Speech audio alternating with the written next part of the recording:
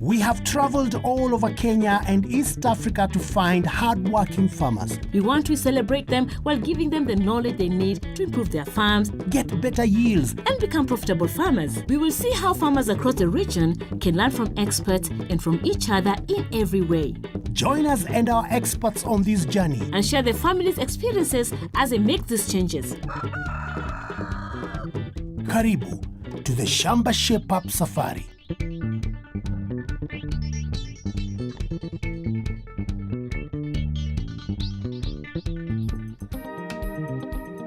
Welcome to Shamba Shape Up. We are in Kibirichia in Meru County. We want to show that there is always room for improvement. And that a farmer who's educated is always successful. So let's shape up.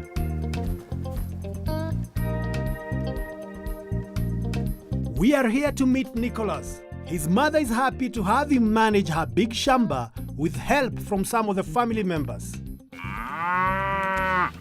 Nicholas, have you always been a farmer? Oh no, I've been working in town for around 7 to 5 years. How was it working in town?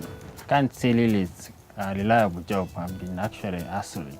Hustling in town? Yeah. Okay. So what made you come back to the shamba? I realized my potential. Maybe being in the farm could be a better life than being in town.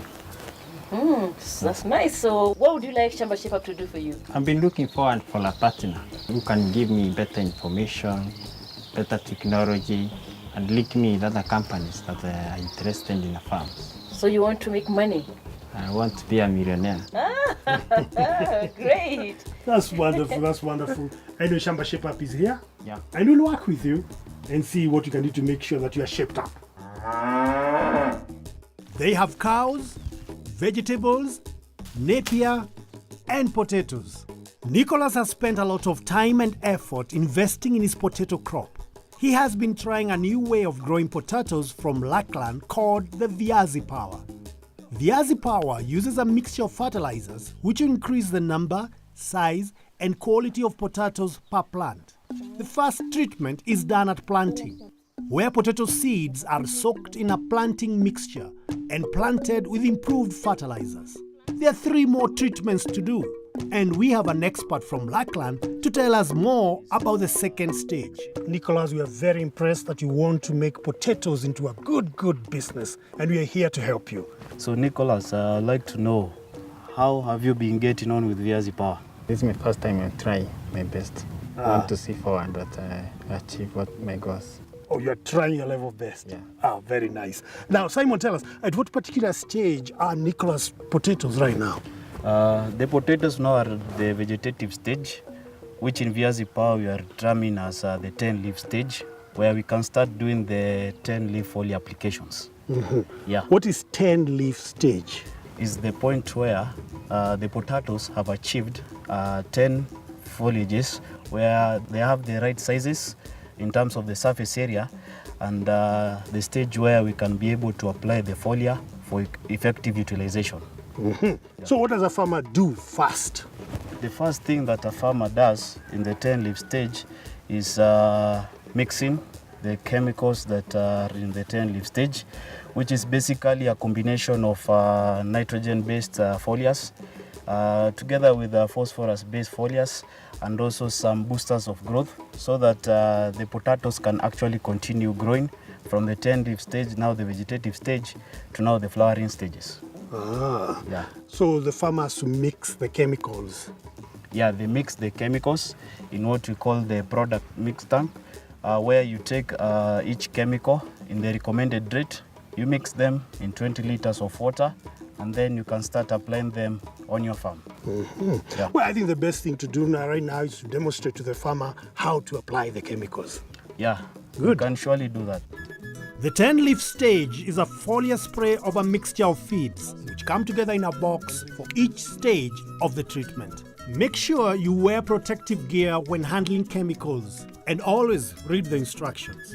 Each pack from Lackland will have everything you need to spray half an acre of the 10-leaf stage. Enrich, Multi-N, NHK, Vitazyme, Amcopest, and MaxiBoost. Mix well and carefully pour into a knapsack. Everything you need comes in one box. When spraying, wear a dust coat, gloves, masks, and goggles. Evenly spray the whole crop. 2 weeks after spraying, repeat the spray to give the potatoes the boost they need. The next stage of the Viazi Power method will be to spray a third and fourth foliar when the crop flowers, in order to get a bumper crop. Farmers have been getting 50 to 60 bags in half an acre using this method. Using the Viazi Power method, you can increase your potato yields by as much as double, and the potatoes will be of good quality and size.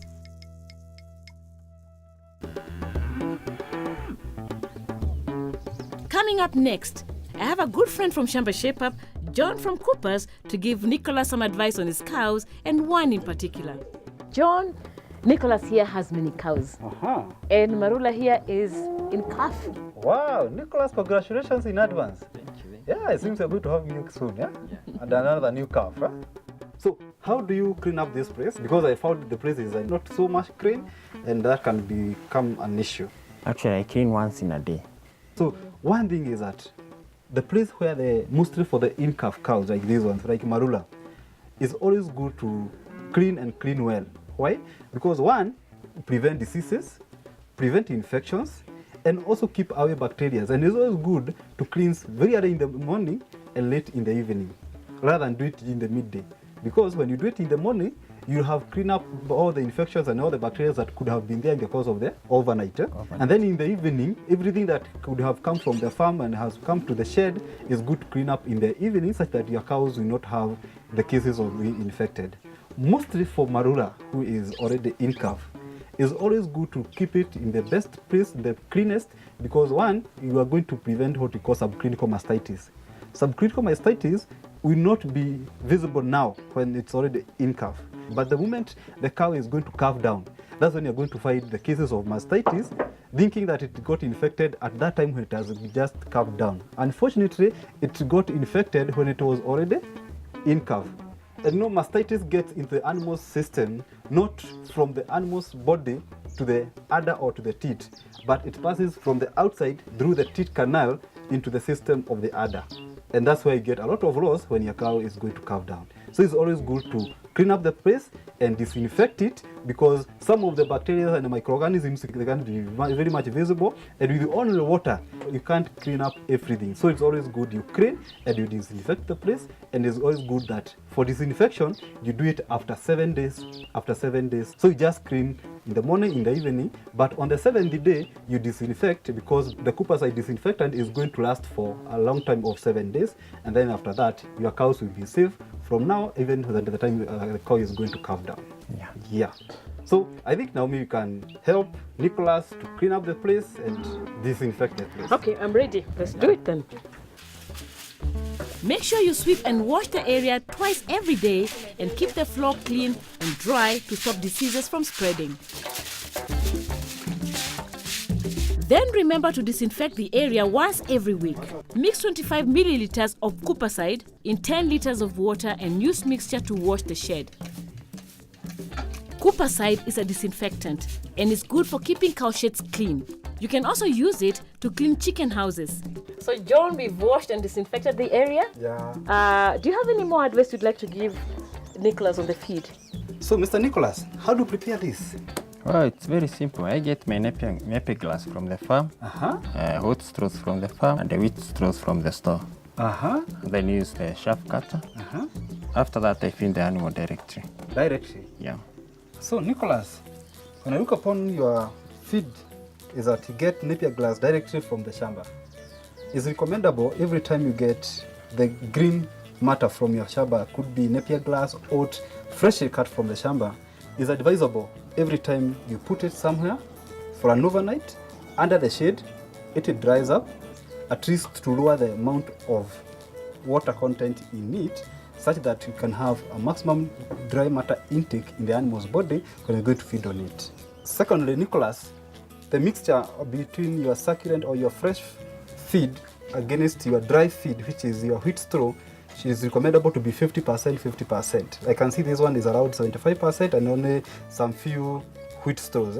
So it's recommendable the freshly cut or the succulent feed from the shamba, you mix it in terms of 50%, and that will be good because they're going to have maximum intake of dry matter in the animal's body the moment it feeds on that feed.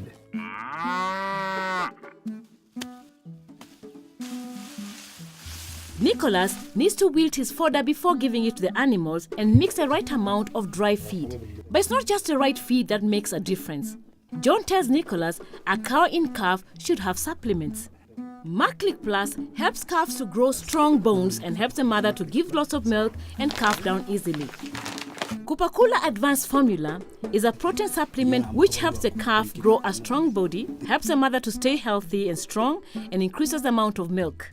Using these supplements will mean that the calf will be strong, healthy, and have a good milk supply to help it grow. The cow will also be able to continue producing milk after giving birth, and you won't have problems with milk fever. Nicholas now knows how to manage his cow in calf and prepares to feed her well along with the supplements from Cooper's, which he starts giving the cows right away after reading the instructions on the packet. Coming up, after a soil test, Nicholas gets expert advice on top dressing and learns how he can manage his business records to get better profits. To receive all Shamba Shape Up leaflets, SMS the word ALL with your name and address to 30606. If you'd like to receive just a leaflet for this farm, SMS farmer, that's the name of the farmer, with your name and address to 30606.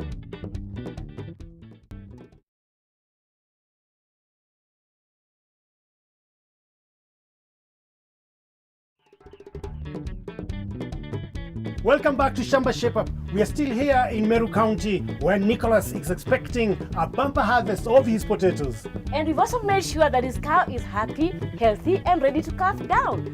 But there's still lots to be done, so let's go!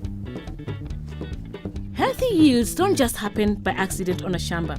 You need to look after the soil for better results, and this is where a soil test can be vital to the success of any shamba. Soil Cares have a mobile testing truck that visits towns and centers all over the country. A soil sample is taken and can be analyzed in just a few hours. Having a soil test will tell you exactly what to put in your soil and what crops you can grow. Paul from Mare Fertilizer is here to give us some advice. First of all, tell us, how important is a soil test? Mr. Nicholas, have you ever done a soil test? Not really before. I've just ever had one. So, this soil test will be the first soil test he has ever done. Bwana Nicholas, once you do your soil test, you actually get the actual amount of nutrients that are in the soil, such that you use the correct amount of fertilizer for your crop. That is, you'll not have gone any loss. What do you mean? Because I've been using fertilizers before. You've been using fertilizers before, but you have not been having the actual reason as to why you use that fertilizer. So whenever you do your soil testing, you usually know the exact fertilizer that is required for your plant. So that is why it's important. It's very, very important. And secondly, so you'll know the quantity or the amount of that fertilizer that he'll be using for that plant. So you have the results now. We'd like to know what they are. We have the results here from Soil Care. And to start with, Mr. Nicholas, your soil is quite acidic. And perhaps we need to know which type of fertilizers you have been using before.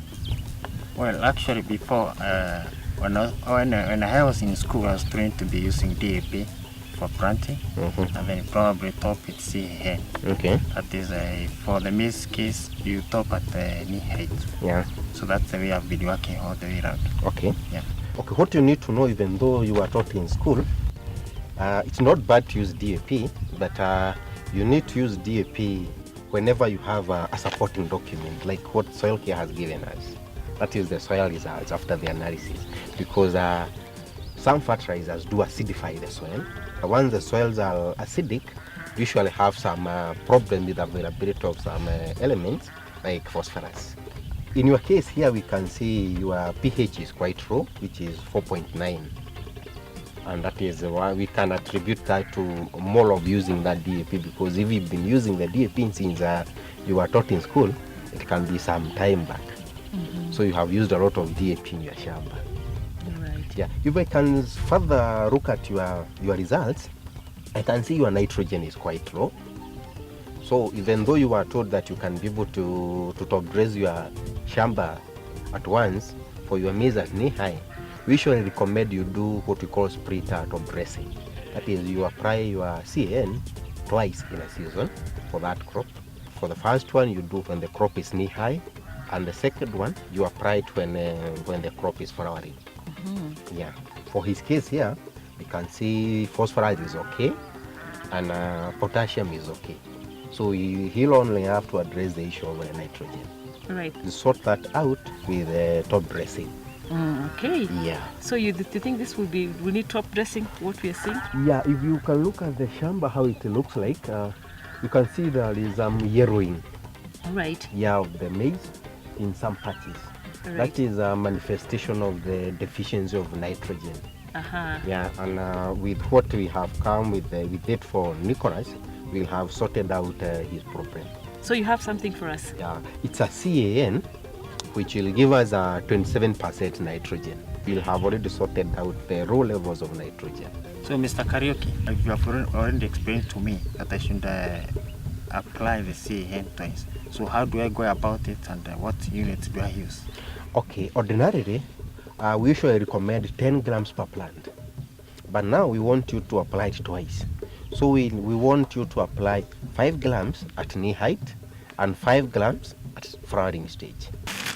Nicholas needs CAN fertilizer to top dress his maize. He should thin and weed his maize first so the crop can use all the fertilizer he applies. Sprinkle 5 grams or 1 teaspoon of CAN around the base of each plant or down the center of each row.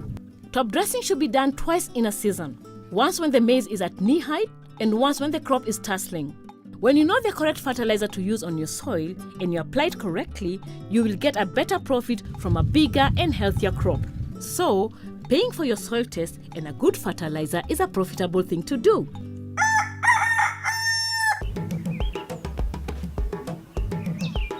With the help from our experts, we are making sure Nicholas will have a successful business. But not all the work for success is in the field or the cowshed. Stephen, is not only enough for a farmer to get technical advice and improve on his farming methods to become a good farmer, but it's also very important for a farmer to do some record keeping. Is that so? Yes. Why is that?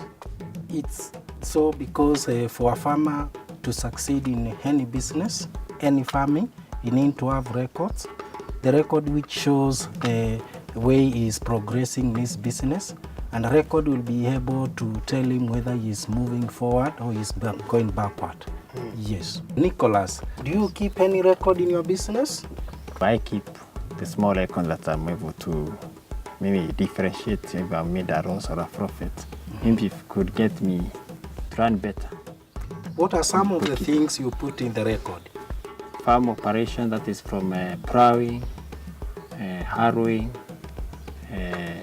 seeds, fertilizers and chemicals, and handling before harvesting, and maybe handling in harvesting and the sales. Oh, wonderful. For you to succeed in each and every business, it's important to have a cash book. A cash book is where you record all what comes in and what goes out of the business, so that you'll be able to track all the activities in and out of the business. If you manage with your head, then definitely some of the activities will get lost on your way, on the way, and you'll not be able to know how you spend in your business, how you invested, and how to go about it. I also need to ask you another question, whether how you use your savings. Actually, it's a family business. After seeing the profit that we make, we share. So each of us make his own investment in his own way. Yeah. Savings is very important, which you'll plow it back to your business, and it will be able to make your business improve.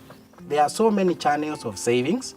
You can save through the bank, can open a bank account. You can save through SACCOs, Savings and Credit Cooperative Society, where you have a group of members and then you deposit your money there. After you get it from your farm, you transfer it to there. The money will help you when you want to borrow a loan in a SACCO or in a bank, and you'll be able to borrow good money from there and come invest. So savings is very important when you are doing your farming. Savings will help you in times of emergencies. It also helps you in times of investment when you want to invest. When you want to take your children to school, is very important for you to save in advance, because if you don't do savings, what happens, you'll find you do your farming and you'll be using the money from the farming and you pay the school fees, and sometimes you contradict between business and other activities. So it's very important, and for you to succeed with that, you need a record where you'll put some columns where you can put how many cows you have, how many goats you have, how many chicken you have, and how many your sales of goat, your sales in chicken, and you put that record so that you are able to track down all the activities and what you do at the end of the day. So if you have many activities, then you have in one single record book, you record all the activities in different columns, and you'll be able to monitor each and every activity and what you are doing at the end of the day. Good. Any question, Nicholas? So I've got maybe 2 questions or 3. First one is on the column that you've told us. You divide the page and then put the sheep, the cows, and the numbers. Is it not very important because the operations of the dairy units are very many? Maybe if you separate for the sheep and the farms, or you can as well put them together. That's my question. In your record book, keep each enterprise separately. Record the costs for each enterprise separately. For example, record the dairy activities together, like how much you spend on Maclick Plus and how much you get in sales, like milk, together. So you'll know which enterprise is profitable and which one needs more work. At the end of the day, you are able to know whether you are making income or you are making losses. So by the end of the month, you are able to know which business gives me more income than the other. My second question is, you have told me, explained through savings you can be able to acquire some loans. And I've tried it. I've gone to some circles, I've gone to some banks, but they still ask for security. So how can you advise me? Savings in SACCO act as a collateral where you can borrow your money, and also they use the savings as their collateral, and you'll be able to pay back every month. So it's a good channel. In banks, they'll ask you also for the security, but if you do your business well and you have good records, you will use that record, and it will help all the bank manager or any other person who comes to your business to analyze, and you'll be able to tell you whether you'll succeed or you'll give you the loan. And the most important thing is to have a good record where if you save in a bank, you are able to demonstrate your cash flow, the way it's flowing. And I believe if you do that, any bank, any circle will be able to give you finance to start your business. We know Nicholas has learned so much to make the Shamba into a better business. He can use the records he makes to get loans from the bank to improve the farm and make more money. And most importantly, his mother is very happy that his management will improve. Good luck, Nicholas.